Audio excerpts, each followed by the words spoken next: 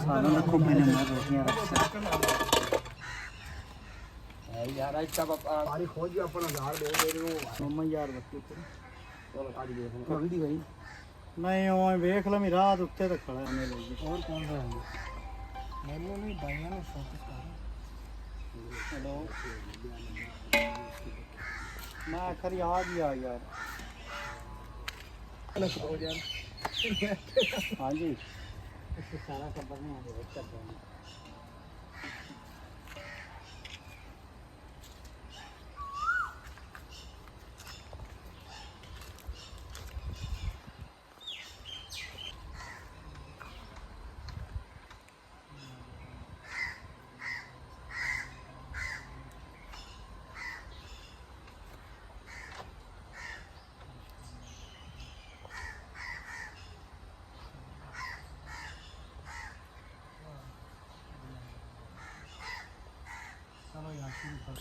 अस्सलाम वालेकुम जी दोस्तों की हाल है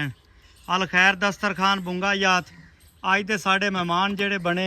साढ़े कोल आए रल ते खाना खादा एक दूसरे वास्ते दुआ की पूरे मुल्क पाकिस्तान वास्ते सर जी कित्थों आए ने तुसी भला साहिवाल तो तुसी भाई जी सारे साहिवाल माशाल्लाह अज दे मेहमान साढ़े साहिवाल तो कुछ बुंगा याद तो ये दस्तरखान जनाब सारे परदेसी भाइयों वास्ते है कोई भी आवे इत्थे किसी की ममानत नहीं है कि यार तू इत्थों का नहीं है या तू दूर दा है नेड़े दा है अमीर है गरीब है जेड़ा भाइयों तौर बह ते खाना चाहे ये उनका आधा दस्तरखान है जी भाइयों की खिदमत वास्ते दुआ वास्ते लाया है अज की साडी टीम इमरान भाई इतशाम भाई वकार मैनू तो तुसी फिर जानते ने तुहाडे इलाके का अपना बच्चा वकार साजिद ते दुआवां च याद रखो अल्लाह पाक बरकत देवेगा आज 10 बैठे ने 20 बैठे ने एक दिन 100 होगा 500 होगा इंशाल्लाह अल्लाह पाक जिन्नी तौफीक देवेगा इस चीज़ को आप अगे तो अगे लैके जाना है ये जेडे परदेसी लोग आते ने उन्होंने ये ना होवे कि यार सानू होटलों तो खानी पवे उन्होंने एक टाइम का कम अज़ कम है साडा दस्तरखान अल खैर उन्होंने कम अज़ कम एक टाइम का खाना तो प्रोवाइड करेगा ना इंशाल्लाह दुआवां याद रखो जेडे लोग वीडियो नूं वेखदे हो सपोर्ट करो बाकी लव यू हो गया सब दी मुहब्बत सब दा प्यार मेहरबानी बहुत तेरी बड़ी बड़ी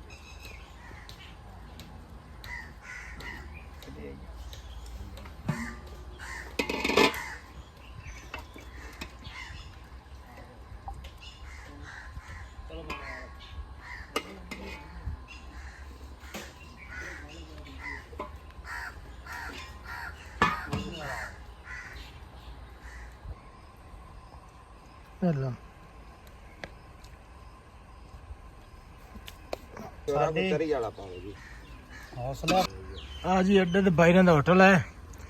ते सारे बुगे रोटी खवा दें ते अज हौसला अफजाई वास्ते साडे कोल खावन आए ने सिर्फ हौसला अफजाई वास्ते ते साडे कोल खावन आए बड़ी मेहरबानी इन्हां दी बाहरां दी बड़ी मेहरबानी बाहरां दा आधा होटल अड्डे ते इन्हां दी बड़ी मेहरबानी है साडे को तशरीफ लाए बहुत अच्छे ते प्यारे लगदे